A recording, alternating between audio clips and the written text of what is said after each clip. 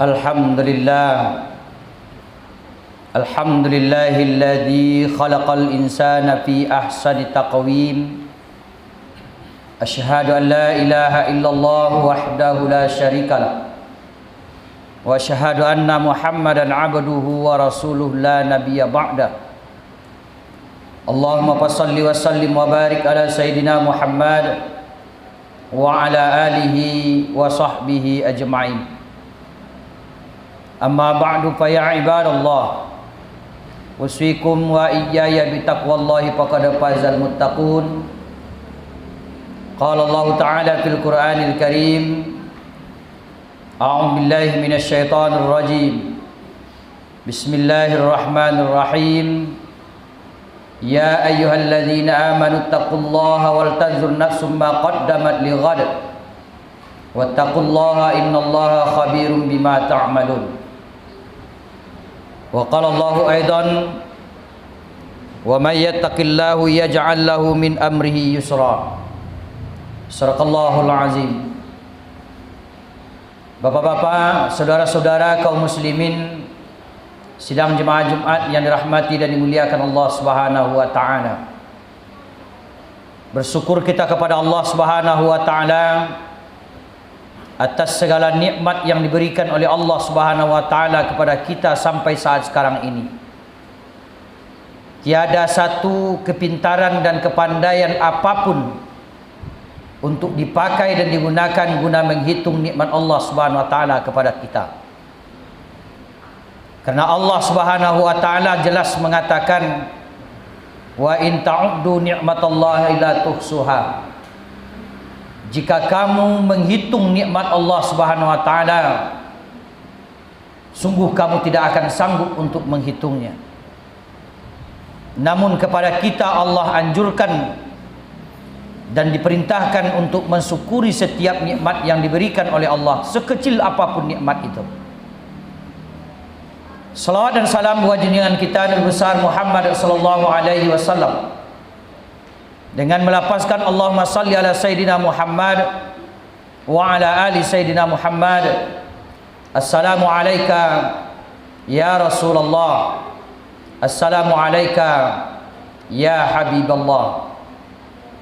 Semoga hati kita senantiasa terikat teguh dan tidak ragu sedikit pun terhadap keyakinan yang telah diajarkan oleh Rasulullah sallallahu alaihi wasallam, yang sampai saat ini masih kita yakini seyakin-yakinnya akan menyelamatkan kehidupan kita di dunia dan di akhirat kelak. Semoga keimanan yang diajarkan kepada kita selalu bertahan sampai kehidupan kita di dunia ini berakhir. Khatib berwasiat kepada diri pribadi dan kepada kita semua, marilah sama-sama kita tingkatkan keimanan dan ketakwaan kita kepada Allah. Karena tiada satu pun kita ini tanpa terkecuali, apapun jabatan, posisi dan keadaan kita hidup di permukaan bumi ini, semua kita akan kembali kepada Allah Subhanahu wa taala, di mana Allah memberikan penilaian baik ketika hidup di dunia ataupun sampai di akhirat kelak. Allah akan berikan kedudukan yang mulia, karena nilai kita di mata Allah Subhanahu wa taala adalah terletak pada tingkat keimanan dan ketakwaan kita itu. Inna akramakum indallahi atqakum. Kaum muslimin sidang jemaah Jumat yang dirahmati dan dimuliakan Allah Subhanahu wa taala. Di dalam kehidupan kita ini ada dua hal yang selalu silih berganti. Kadangkala kita melaksanakan dan kadangkala kita mampu menjaga dan memelihara diri kita. Dua hal itu yakni ketaatan dan kemaksiatan. Di satu sisi ada orang yang kita lihat memiliki ketaatan yang tinggi, Dia selalu melaksanakan apa yang diperintahkan oleh Allah dan Rasulullah dalam kehidupannya. Tapi di sisi lain, ada juga di antara kita dan saudara-saudara kita yang terjerumus kepada perbuatan-perbuatan maksiat. Mereka terlena di dalam perbuatan itu seakan-akan mereka tidak menyadari bahwa kehidupan mereka itu akan berakhir, di mana setiap kemaksiatan yang ia lakukan itu menjadi dosa baginya, dan manakala menjelang kematian tidak mendapatkan ampunan dari Allah, inilah nanti yang akan menyiksa, yang menyengsarakan kehidupannya setelah kehidupan di dunia ini. Bahkan kaum muslimin sidang jemaah Jumat yang dirahmati dan dimuliakan Allah, kita seyogyanya untuk menjaga dan memelihara diri kita dari perbuatan-perbuatan maksiat, karena perbuatan itu akan memberikan dampak yang sangat buruk bagi siapa-siapa yang suka melakukan kemaksiatan dalam kehidupannya. Sebaliknya, kita justru diperintahkan untuk melakukan ketaatan, beribadah yang banyak kepada Allah Subhanahu wa taala, mematuhi segala aturan-aturan yang telah diturunkan oleh Allah melalui Rasulnya. Sehingga dengan berbuat yang demikian itu akan menaikkan derajat kita di sisi Allah Subhanahu wa taala, dan Allah akan memberikan imbalan ganjaran yang terbaik untuk kita. Karena Allah Subhanahu wa taala tidak akan pernah menyalahi sedikit pun apa yang sudah dijanjikannya kepada kita. Innallaha la yukhliful mi'ad. Sesungguhnya Allah itu tidak akan pernah menyalahi sedikit pun apa yang telah dijanjikan kepada kita. Kaum muslimin sidang jemaah Jumat yang dimuliakan dan dirahmati Allah Subhanahu wa taala, dalam kesempatan khutbah yang singkat ini, khatib ingin menyampaikan pada kita semua agar berhati-hati dengan kemaksiatan ini, karena dampaknya bagi kehidupan kita sungguh sangat banyak sekali. Namun dalam kesempatan ini setidaknya ada 9 bahaya kemaksiatan manakala kita sering melakukan kemaksiatan itu dalam kehidupan kita saat sekarang. Bahaya yang pertama, bagi orang-orang yang suka melakukan kemaksiatan, maka dampaknya ialah sulitnya orang itu untuk menerima ilmu pengetahuan. Hidup kita ini adalah merupakan proses. Dari bayi beranjak menjadi besar terus dewasa, semuanya itu adalah proses yang harus kita lalui. Dan di dalam proses itu pun kita tidak luput juga untuk mendapatkan ilmu pengetahuan guna menopang perkembangan kehidupan kita di dunia ini. Namun orang-orang yang dalam kehidupannya selalu melakukan kemaksiatan, kedurhakaan kepada Allah Subhanahu wa taala, maka hatinya akan sulit untuk menerima ilmu pengetahuan itu. Kenapa sulit? Karena ilmu itu di dalam hati kita adalah merupakan cahaya Allah Subhanahu wa taala. Al-ilmu nur minallah. Ilmu itu adalah cahaya dari Allah Subhanahu wa taala. Namun manakala hati kita ini dikotori oleh perbuatan-perbuatan dosa dan maksiat, durhaka kepada Allah Subhanahu wa taala, maka mustahil ilmu itu akan mampu bertahan di dalam hati kita. Sama ibaratnya seperti kandang ayam yang di dalamnya bercokol seekor musang. Bagaimanapun kita menghalau ayam untuk masuk ke kandangnya, dia tidak akan mau masuk, karena di dalamnya ada musuh yang mengintai dan mengancam. Begitupun dengan ilmu. Bagaimanapun teknik yang dimiliki, cara yang dipakai untuk mentransfer ilmu kepada seseorang, namun ilmu itu tidak akan pernah masuk ke dalam jiwanya, ataupun mungkin ada masuk cuma hanya sekedar lewat, dia tidak akan mampu bertahan. Kenapa?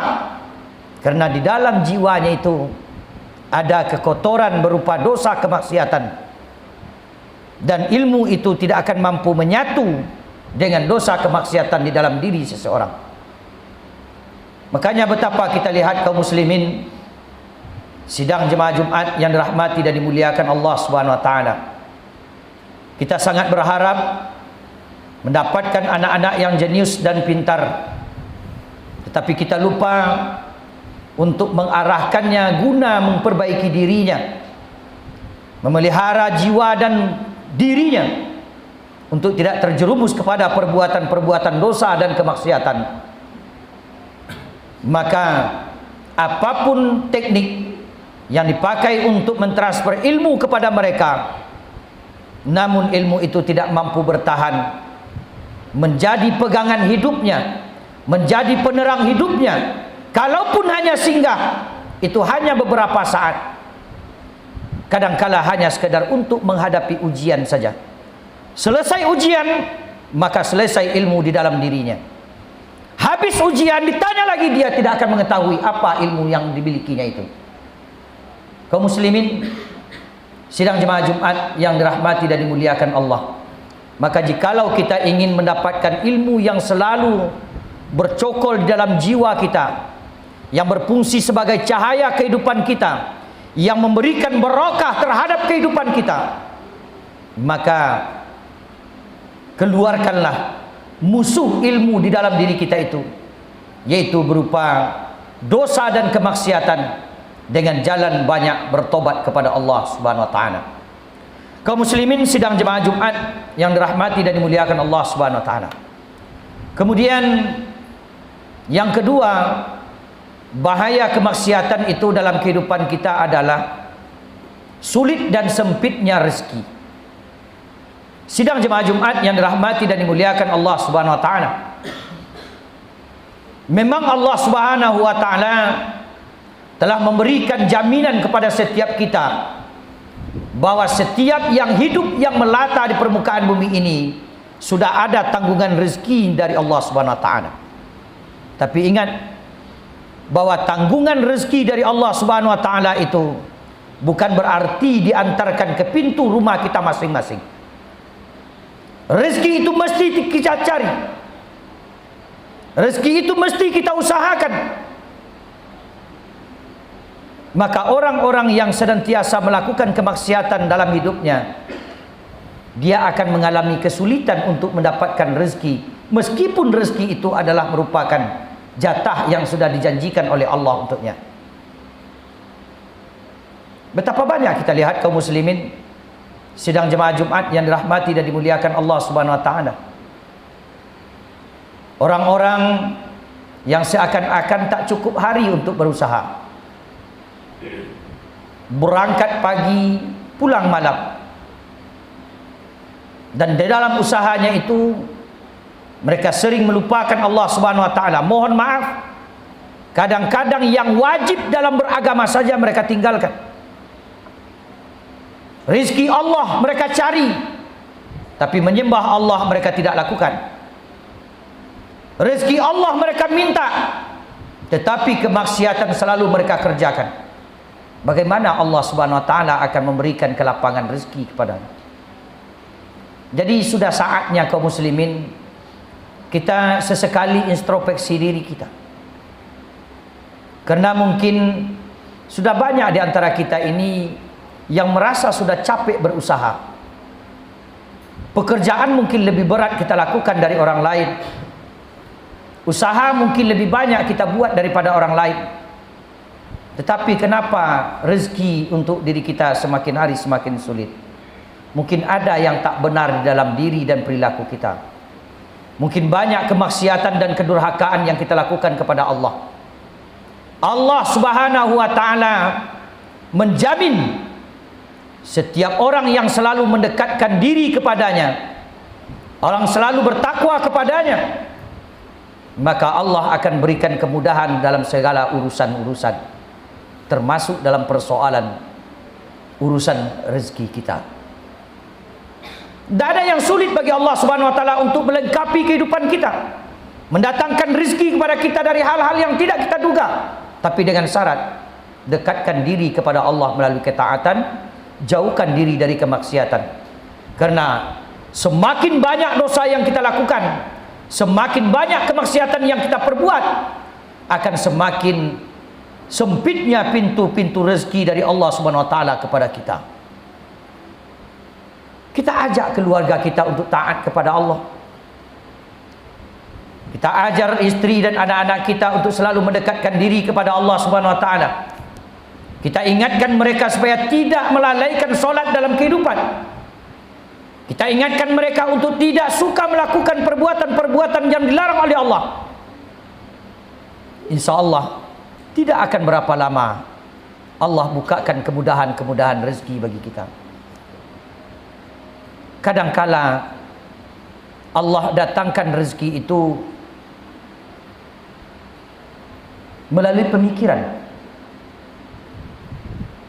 yang selama ini mungkin tak terpikirkan oleh kita. Tetapi kerana kita selalu taat kepada Allah, selalu berusaha bertakwa kepada Allah, mendekatkan diri kepada Allah dengan ketaatan kita itu, terbuka saja pikiran bagi kita untuk membuka sebuah usaha kecil yang menurut pikiran kita mungkin tidak begitu banyak hasilnya, tetapi bagi Allah sangat mudah untuk melipat gandakan hasilnya. Kenapa? Karena kita selalu dekat kepadanya. Kaum muslimin sidang jemaah Jumat yang dirahmati dan dimuliakan Allah Subhanahu wa taala. Kemudian yang ketiga, orang yang suka melakukan kemaksiatan dalam hidup, maka Allah jadikan di dalam hati orang itu menjadi hampa. Ini sangat berbahaya sekali kaum muslimin sidang jemaah Jumat yang dirahmati dan dimuliakan Allah Subhanahu wa taala. Dalam bahasa anak-anak muda sekarang sering dengan istilahnya galau. Tak ada pegangan hidup. Orang yang senantiasa melakukan kemaksiatan, maka hatinya akan merasa hampa, tidak memiliki pegangan hidup, sehingga dia merasa kehidupan ini selalu terombang-ambing.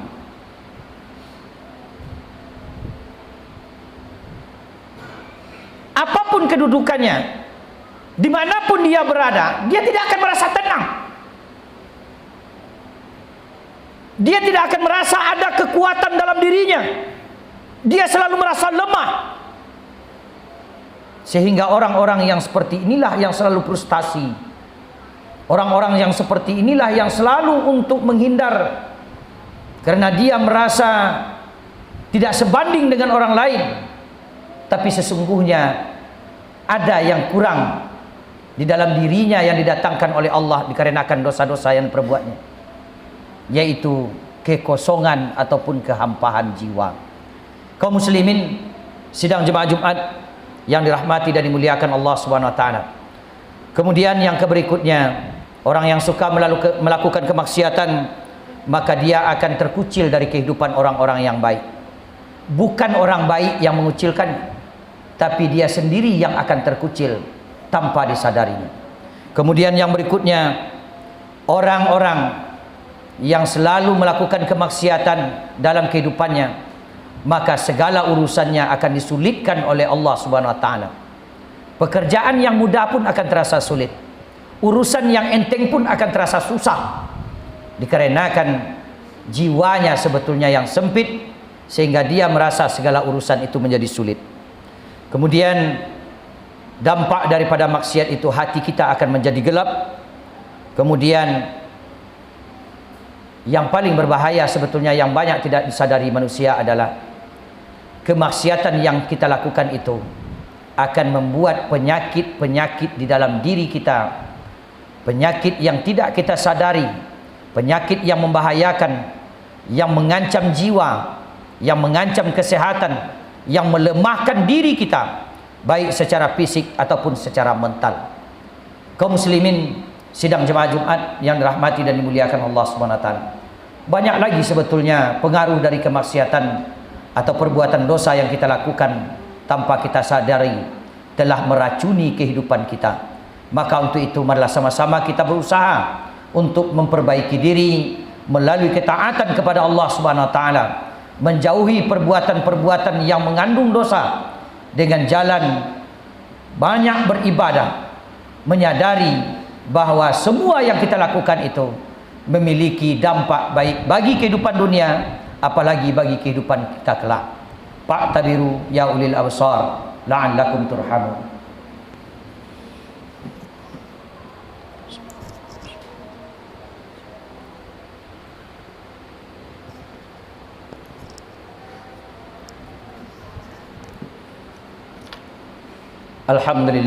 Alhamdulillahillazi an'amana alaina bi ni'matil imani wal islam. Asyhadu an la ilaha illallah wahdahu la syarikalah. Asyhadu anna Muhammadan abduhu wa rasuluhu la nabiyya ba'da. Allahumma shalli wa sallim wa barik ala sayyidina Muhammad wa ala alihi wa sahbihi ajma'in. Amma ba'du, fa ya ibadallah, ittaqullaha haqqa tuqatih wa la tamutunna illa wa antum muslimun. Qala Allah ta'ala fil Qur'anil Karim, a'udzu billahi minasy syaithanir rajim. Bismillahirrahmanirrahim. Innallaha malaikatahu yusholluna 'alan nabi ya ayyuhalladzina amanu shallu 'alaihi wa sallimu taslima. Allahumma shalli 'ala sayyidina Muhammad wa 'ala ali sayyidina Muhammad kama shallaita 'ala sayyidina Ibrahim wa 'ala ali sayyidina Ibrahim wa barik 'ala sayyidina Muhammad kama barakta 'ala sayyidina Ibrahim fil 'alamin innaka Hamidum Majid. Allahumma ighfir lil muslimina wal muslimat wal mu'minina wal mu'minat al ahya'i minhum wal amwat innaka sami'un qaribun mujibud da'awat. Amin amin ya qadiyal hajat. Allahumma inna nas'aluka ridhaka wal jannah wa na'udzubika min sakhatika wan nar. Rabbana atina fid dunya hasanah wa fil akhirati hasanah wa qina adzabannar. Ibadallah, innallaha ya'muru bil adli wal ihsan wa itaizil qurba wa yanha 'anil fahsya'i wal munkar wal baghi ya'izukum la'allakum tadhakkarun wa la dzikrullahi akbar.